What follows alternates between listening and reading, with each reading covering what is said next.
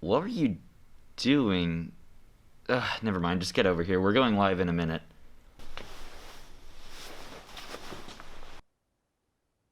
Well, look who finally decided to show up. Well, now that my co-host is here, we can get started. Hello, everyone. I'm your co-host, Spencer Jones. And I'm your co-host, Wade Fisher. Welcome to the yet-to-be-named, not quite live from Water One television program for high school students at Sandy High School. We've got a lot of great stuff for you here today. But before we begin, I recommend having a pencil and paper ready for a bit of fun we're going to have later. Let's start with a few school announcements. Are you interested in joining the dance team? Tryouts will be June 15th, 6 to 8 p.m. and June 16th to 6 to 9 p.m. at Cedar Ridge. No experience is needed to come check it out. Everyone is welcome, and please make sure you register on Family ID and have a current physical before trying out. Email Coach Mary at elevationcoaches@gmail.com for any other questions. Seniors, please remember to submit your cap and gown photo for the virtual graduation ceremony on June 4th. The Google Classroom was sent to you in your email. On that form, you will also indicate if you're participating in the in-person graduation ceremony on June 18th. And that's all for our announcements. Teachers, if you have any announcement you would like to be included in the next broadcast, please send it to Mr. Schaefer along with a crisp $20 bill and an ice-cold Coke Zero. I am now legally obliged to say that that's a joke, and Mr. Schaefer does not take bribes. Wink. Did you just say wink? No, I didn't. I don't know what you're talking about. Anyway, here's a meta announcement of some sort. This program you're watching right now doesn't yet have a name. We literally could not stop fighting over what the name should be. So, we need your help. Head over to the link on screen to help us name this program. Is it the Pioneer Variety Hour, Pete's Beat, Word on the Street with Pete, Oprah? Submit your votes now. We'll also put a link in the description below. Live productions are not an easy task. We consistently run into problems and work hard to get you what you're watching now. Here's some live behind the scenes of our crew right now running the show. Look at them go. Oh, look, there's me and Wade. We got Ryan, we got Saban. Everyone on the cameras. Deep fried footage. We got Jake, oh yeah. Abel, Wyatt, Katie. Working hard. Working hard or hardly. We got Mr. Schaefer. Wow, look at that. And now we have Inception. Oh, and that's great. Oh, and welcome right back to us. Lots of great coverage out there. Now, for our first segment with sports audiences at limited capacity, it's more important than ever to be able to watch SHS athlete games virtually. Pioneer Digital Media is one of the newest clubs at Sandy High School and has been hard at work bringing the games right to your living room. Let's pass it over to Katie and Abel to give us the D-Lo on Pioneer TV. That's weird. Pioneer TV is live now. I know. Pioneer Digital Media has been busy keeping up with athletics this year, with fully produced live streams for sports. We interviewed some club members, and this is what they had to say. We do a whole bunch of stuff. Before Corona, it was a lot of Mr. Schaefer being able to help us out with any sort of digital media involved ventures that we wanted to pull off, but now we're really focused on both our broadcasts for the sports games and the Piocast, which is really fun, the bi-weekly podcast that we all come together to produce and make awesome segments for. So whenever there's a home game, we try to put together a live stream, a broadcast for anyone that's not able to come to watch, because now with the Corona rules, not everyone's able to come into the stadiums to watch the games.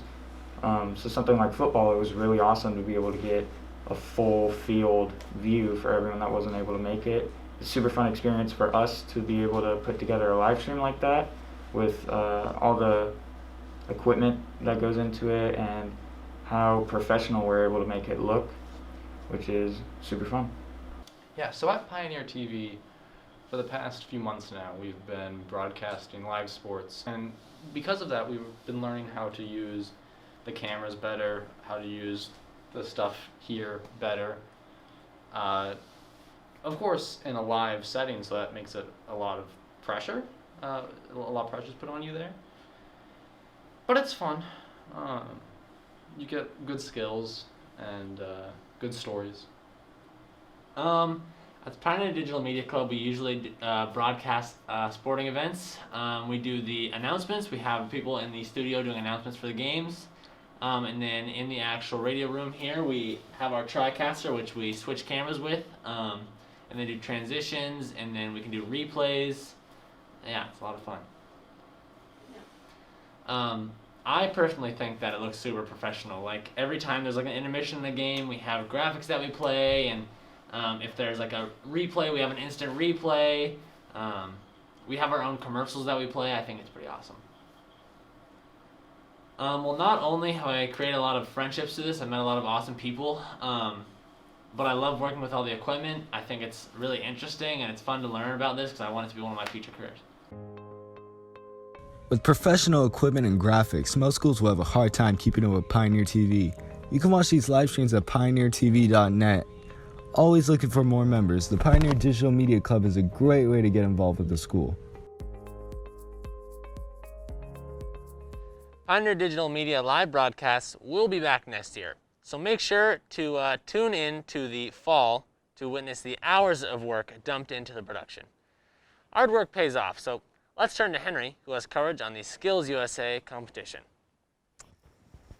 And here you are. Come on out, yeah. Henry Schutt with our coverage. Yes. The man, the myth. All right. So recently, you may have seen some information about Skills USA on the TVs around the school. Skills USA is a career and technical skills organization. Sounds really boring.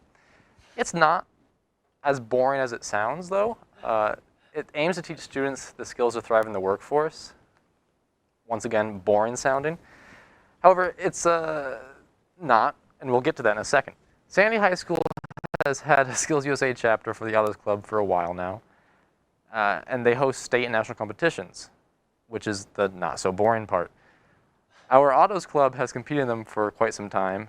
However, just last year we grew to include our Digital Media Club, Pioneer Digital Media. However, this year the automotive department wasn't able to participate. Due to the digital aspect of our program, though, we still were. Way to go us! We competed in both the photography and digital cinema contests. Did we do good?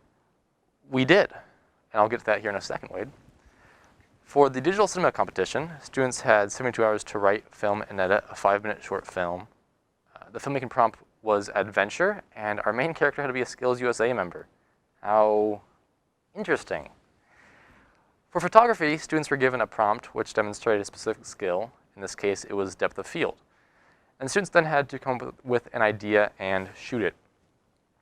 Sandy High School students swept the awards in digital cinema, coming home with gold, silver, and bronze, as well as gold and bronze in photography. So, Wade, we did do quite well. Yes. Congratulations to Spencer Jones and Sabin Schulfer for first place. Their entry was about a minivan getting stolen and contains amazing lighting and some photography choices. Wade, Whoa. right here, and Katie took place with a fantastical story about mysterious lost woodland creature. They had amazing prop design as well as some really thoughtful shots. And third, Lucy Gilchrist and myself, Henry Schutt. We filmed a story about the journey to rediscovering a stolen medal. Congratulations as well to junior Jillian Moore for earning the gold medal in photography, and here again, freshman Lucy Gilchrist with the bronze.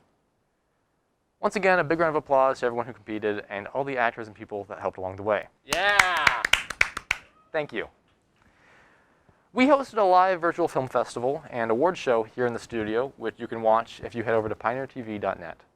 So go check it out. And if you're at all interested in joining the school's digital art, filmmaking, or photography programs, now would be a great time. You can email Mr. Schaefer for information. Spencer?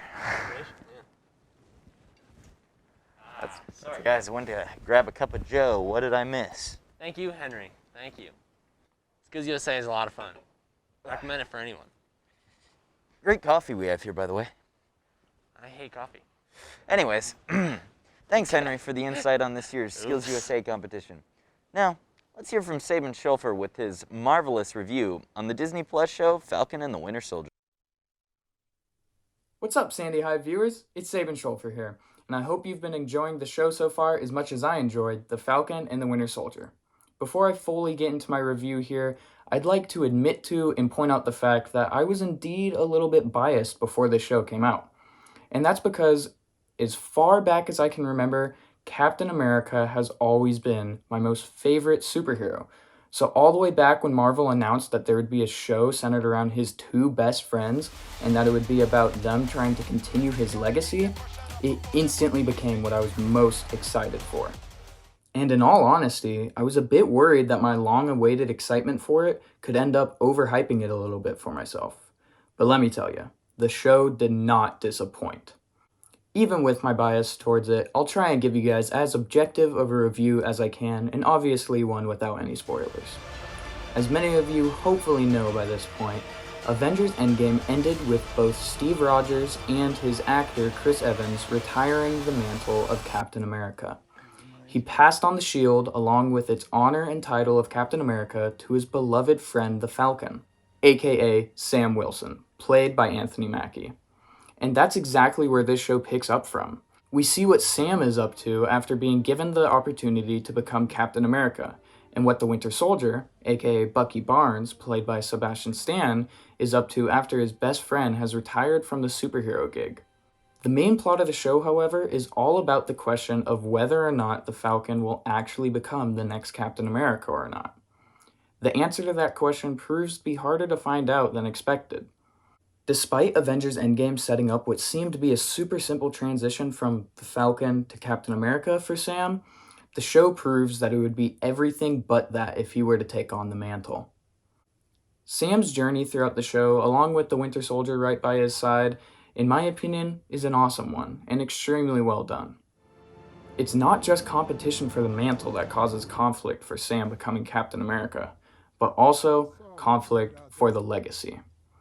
Disney and Marvel do not hold back throughout the show about confronting difficult themes, such as how big of a deal it would be for a black man, Sam, to become Captain America.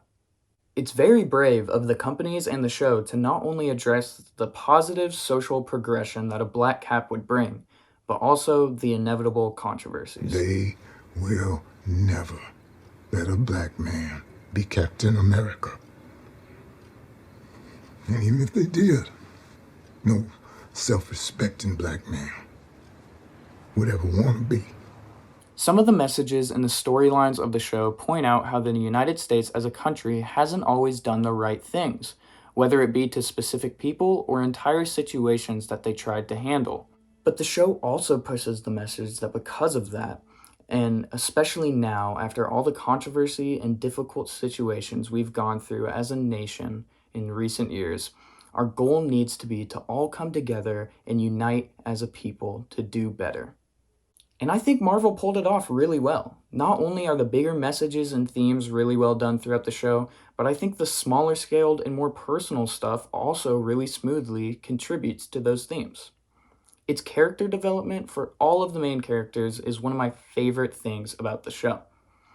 The way it was able to balance out the complexity of Sam and Bucky's story while also introducing entirely new, awesome characters was so cool to see play out throughout its episodes. In classic Marvel fashion, they also bring back some beloved characters from previous MCU installments, and are able to fit in arcs for all of them too. One of the main things that stood out to me about the show actually is how accurately it fit into Kevin Feige's description of what these Disney Plus original Marvel Studios series would look like. Kevin Feige being the president of Marvel Studios, that is. He has time and time again said that once these shows are done, they'll be able to be looked back on as Marvel movies split into 6 episodes. This show really did feel like that. Now that it's over, when I look back on its season, it seriously does feel like a movie's plot and structure spread out into an episodic format. Speaking of it being over, in the series' climactic finale, we finally got answers to some of the big questions the show was begging. The show tied up all of its loose ends and plot lines very neatly, and I was surprised with how it left me feeling. I went into the show thinking that I liked the Winter Soldier so much more than the Falcon, but left it loving them both. I really disliked one of the new characters introduced at the beginning of the season, but ended up being super excited to see where their story will go from here. Overall, I was very satisfied with what we got from the Falcon and the Winter Soldier, and it has set up some great changes for the MCU to come. I'm happy to say that my excitement for it has still held even after its release. If you haven't seen it yet, go ahead and check it out. And thanks for watching, guys. Wake up. Wake up. Ugh, sorry. What'd I miss? Well, you know, I really enjoyed Falcon and the Winter Soldier. Spencer? I didn't watch it. Uh-oh. How dare you? Oh, well, I'm sorry, man. Oh, man. I'm more of a DC guy. Zack Snyder. It's where it's at. Let's move into something a little more laid back and have our very much not mediocre associate, Ryan Gupton, give us a quick lesson in sketching. Hello, I'm Gup. I want to share some lessons on sketching. I would love for you today by joining me by getting out a piece of paper and a pen. I believe that everyone can sketch, but like everything, it takes practice. But we all take slow steps to great. So let me get us off on the right foot, becoming a sketching master. Our first work together is going to be a mushroom. Mushrooms are fun, but simple to draw. Being a forest boy myself, mushrooms are the only things that stand out from the green ferns or the flowers in the moss beds. But now, all I want you to do is follow my words and my hands if you're willing to join me today. We'll start at the stem. And I'm going to be using a technique called heading the line. And that pretty much means I go over the drawing multiple times to get the right shape I want. This gives a rougher and darker look to the drawing.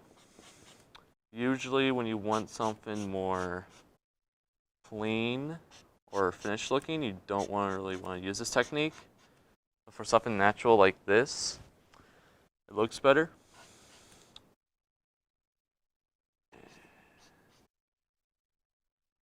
And there's our stem. Okay. We got our stem down. Now we needed to do the head of the mushroom. Now this may seem hard, but follow me and don't be afraid to make a mistake. That's just a part of life. You know, life is just filled with mistakes, and every one of them makes this world a little bit more special. A mistake can show you a unknowing dream trying to be born. It's a mistake to doubt yourself and anything that you can do or be. We all have a great power, a choice. We can choose what we want to be. Like everything, there might be walls, but if you keep trying to do things that you love and care about, and keep getting up until you can't fall again, you prove not only people around you your worth, but also prove to yourself that, yes, I doubt myself, and yes, it hurts. But look where I am now. You might not see that now, but you will one day, and it'll be worth enjoying. Well, I think that's enough ranting about life. We should come back to the mushroom at hand, shall we? We left off drawing the head of the mushroom, and we're gonna focus on the outer rim of the mushroom with a nice curve. And then we want to connect it with the bottom. Don't be afraid if your pencil goes through the stem. It's going to help you where your mushroom back will come out. And there's our bottom half of our mushroom. Now we're going to connect these 2 points with a big circle, and then we're going to be done.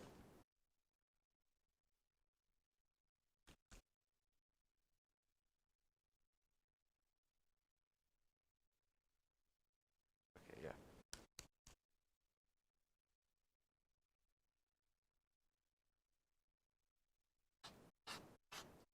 And there's our mushroom.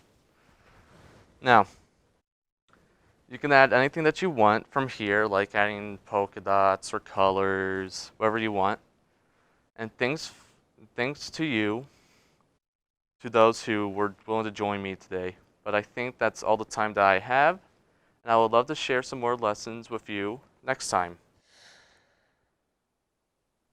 You know, that's the kind of thing we all need right now. Just a bit of a break, a bit of relaxation, and a bit of art. It's good for the soul. And you can get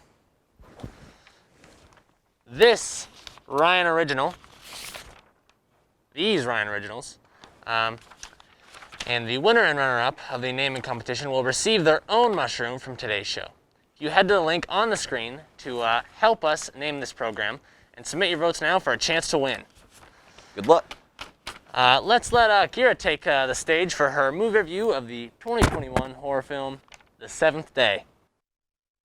Hello and welcome to the bad quality segment of movie reviews. Pretty much every time you see me, I'm gonna do a movie review, so hope you like them. To my right are notes, so if I look at them, they're just my notes. But to start off, we have The Seventh Day. This movie was released on March 26th, 2021. It was directed and written by Justin P. Lange, produced by Chelsea Davenport, Dallas Sunnier, Amanda Presmick, and Kimberly Huan. The movie was decent. Can't say it's breathtaking, can't say it's terrible. It's kind of just there. The horror movie is supposed to be about a newbie priest teaming up with a well-known exorcist, Father Peter. He was played by Guy Pearce. Father Peter definitely has a spooky background on why he wants to continue being a priest. Then we have a rookie priest named Father Daniel. He was played by Vadir Derbez. He's just a newbie, a rookie kind of guy, but yeah. The two set off into a house that once belonged to a family, but now is the source of a demonic spirit that lives amongst a boy named Charlie. He's played by Brady Jennis. Charlie killed his whole entire family. Yeah. So somehow Father Daniel sparks a connection with the house can see through his mind what actually happened at that very moment. And he figured out that there's a demon living inside him, but since it's only in his mind, he needs physical evidence to show the Archbishop, played by Stephen Lang, that there's a literal demon living in the boy. Yeah, evil is spreading, so they have to stop it. I know you.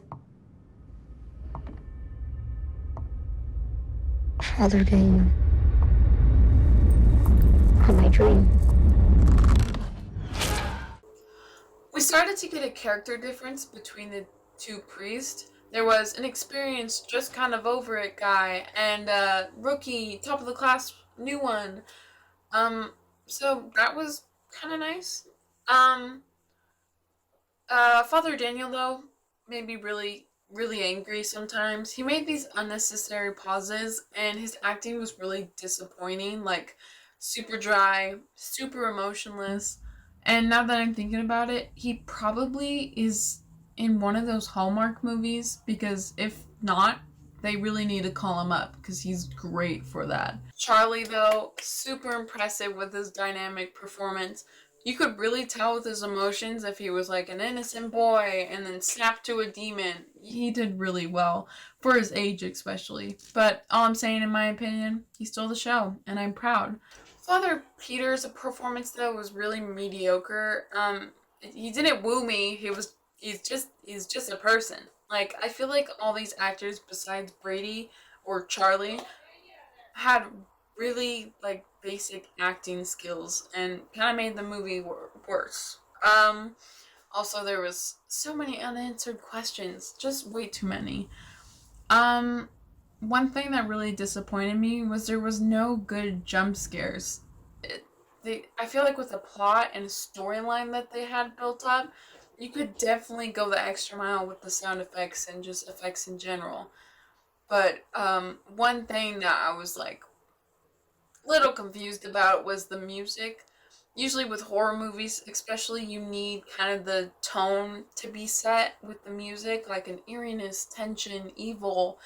I got more of that in the trailer than the actual movie. So, yeah.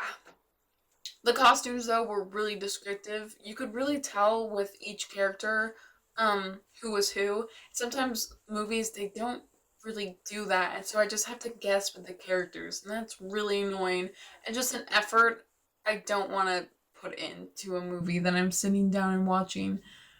But, yeah, overall, I think they fell short. It could have been one of those must watch, but now it's like, you have nothing else to watch movies. But use this review as you wish. Hope I saved 1 hour and 27 minutes of your time. So, bye. Ah, yes. The perfect mediocre horror film for those late nights. Thank you, Kira. And here with the joke of the episode is my friend, Wade Fisher.